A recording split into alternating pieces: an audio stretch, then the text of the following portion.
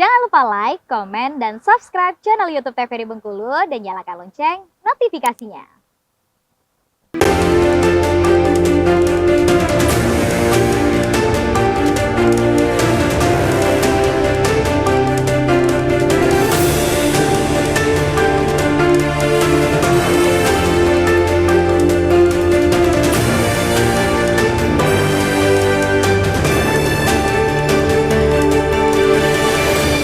Oke pemirsa, balik lagi di Brendo TVRI Bengkulu bersama saya Kul Anasrullah yang membahas pada sore hari ini tentang jaminan kesejahteraan buruh.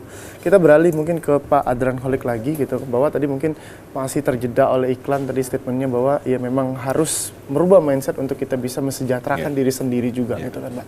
Itu bahwa dari segi perusahaan juga artinya ada yang sudah dilaksanakan, entah itu tadi salary gaji pokok ataupun dengan skala-skalanya dengan itu. Nah, yang mungkin Bapak temuin di lapangan sendiri, ada nggak menjadi tantangan sendiri atau masih ada nggak perusahaan-perusahaan yang dalam tanda kutip nakal, tidak memberikan gaji yang standar atau seperti apa, dan itu bagaimana aturannya dan bagaimana mungkin solusinya dari Bapak sendiri? Iya.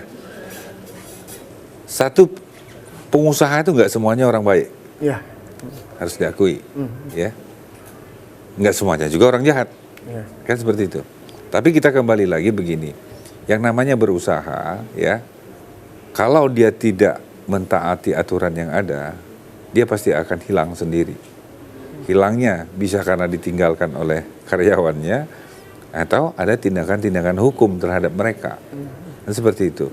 Tapi di dunia sekarang ini, di mana akses informasi bisa begitu cepat dilaksanakan, ya, ada karyawan yang dianiaya aja, masuk ke medsos, selesai itu urusan. Langsung viral ya? Iya, langsung viral, selesai itu urusan, kan seperti itu. Jadi, dengan kondisi sekarang ini, kami meyakini bahwa tidak ada lagi perusahaan yang tidak melaksanakan kewajibannya, ya, apabila dalam keadaan normal. Nah, keadaan normal ini maksud kami, apabila situasinya tidak normal, seperti kemarin kita baru keluar dari COVID, ya kan, wabah COVID itu kondisi tidak normal. Bisa saja perusahaan mengurangi jam kerja, ya, melakukan shifting dalam pekerjaan, yang akhirnya menurunkan income dari Perusahaan itu sendiri. Income dari semuanya, perusahaan sendiri maupun karyawannya sendiri. Tapi itu adalah kondisi tertentu, seperti itu. Jadi kalau tadi ditanyakan masih ada nggak yang ditemukan? Mungkin masih. Tapi dengan akses informasi dan pengawasan sekarang, semua mata mengawasi, saya pikir itu akan meminimalisir itu terjadi. Karena beda, ini bukan black market ya. Berusaha ini bukan black market gitu lah. Lain misalnya kalau zaman beberapa puluh tahun yang lalu kita sering terjadi pengeksploitasian tenaga kerja dalam tambang, dalam kapal yang jauh dari pemantauan dan sebagainya, itu mungkin saja. Tapi kalau saat ini saya pikir itu kecil kemungkinan terjadi apabila kondisinya normal. Seperti itu. Oke. Nah, tadi juga Bapak sempat berstatement bahwa mindset kita harus berubah, harus lebih berusaha lagi. Mungkin jangan mau terpatok hanya menjadi karyawan sendiri. Artinya kalau ada statement di luar sana bahwa Pak, kalau nanti ini mewakili para pemirsa juga atau netizen di luar sana gitu, Pak, kalau nanti kita berusaha semua, nanti siapa yang jadi buruhnya atau seperti apa? Mungkin Bapak menanggapinya seperti? Oh, tidak juga seperti itu. Ya, yang namanya apa? Ada gula, ada semut, itu pasti terjadi kan? Seperti itu. Ada buruh, ada pekerja, itu adalah udah hukum alamnya kan, seperti itu. Hanya kita menginginkan bahwa seorang tenaga kerja dalam satu perusahaan ya, apabila dia sudah memiliki skill tertentu, pengalaman tertentu gitu kan, ada baiknya dia mencoba berdikari menjadi seorang entrepreneur juga gitu loh. Jangan menghabiskan masa produktifnya hanya untuk menjadi karyawan. Tapi alangkah baiknya juga mereka keluar atau resign dari suatu perusahaan dengan modal keterampilan, pengalaman gitu kan, untuk juga menjadi seorang entrepreneur, pengusaha, dengan harapan apa? Pertama, dia bisa meningkatkan perekonomiannya sehingga mencapai kesejahteraan. Yang kedua, otomatis dia membuka lapangan pekerjaan baru. Seperti yang tadi disampaikan oleh Pak Izan, ya. Karena kita di setiap tahunnya udah berapa puluh ribu melahirkan sarjana-sarjana baru, sementara lapangan pekerjaan, kesempatan kerja tidak terbuka sedemikian rupa.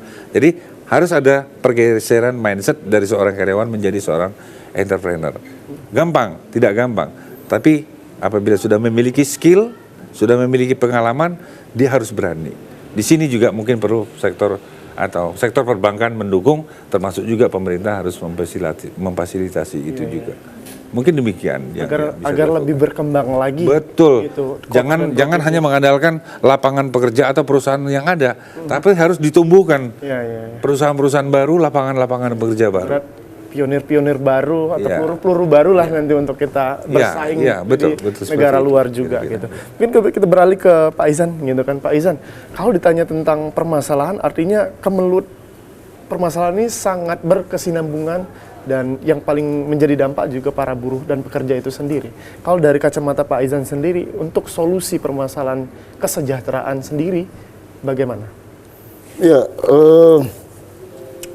soal persoalan yang apa ya, yang dibicarakan di luar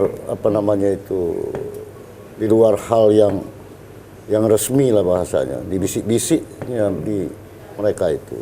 Ya, ada persoalan misalnya soal jam kerja yang melebihi misalnya, dan bukan soal upah yang tidak standar, yang tidak sesuai. Cuma persoalannya satu, mencari pekerjaan ini susah gitu. Karena ada soal ketergantungan itu tadi.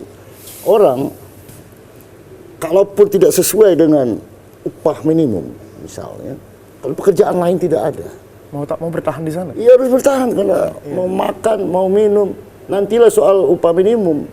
Orang mau bekerja aja udah rumit.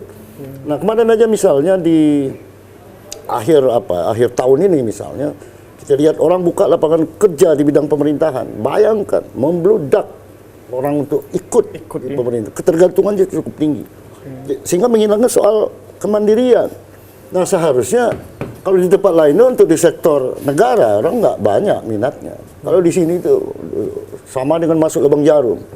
Terimanya satu, daftarnya 10.000 misalnya. Nah, itu berebut-rebut. Padahalnya kita ini dengan para sarjana diharapkan dia ada soal kemandirian itu. Nah, ini penting peran pemerintah. Jadi artinya pemerintah memberikan solusi, memberikan semangat kepada kaum pekerja muda ya, sehingga mereka tumbuh rasa ingin mandirinya. Kalau kita di Bengkulu ini misalnya di sektor pariwisata itu sangat banyak kalau mau kalau Bali itu kalau fenomena pantainya kalah lah dengan kita kalau saya amati ya.